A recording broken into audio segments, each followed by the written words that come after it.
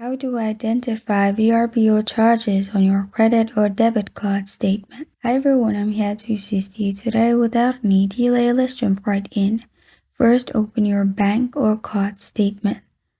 Then, find the transaction you don't recognize.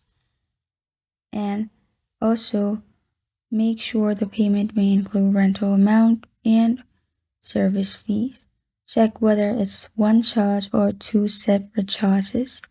Then open your VRBO website.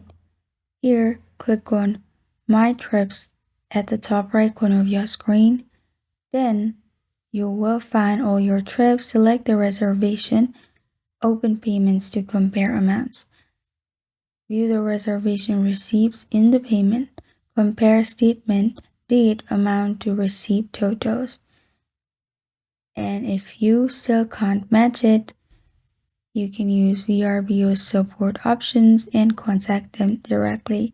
This is how to identify VRBO charges on your credit or debit card statement. Thank you for joining me today. If this video helps you out, please leave a like and subscribe for more. Got a question or want to suggest a topic? Comment below. Thank you for watching.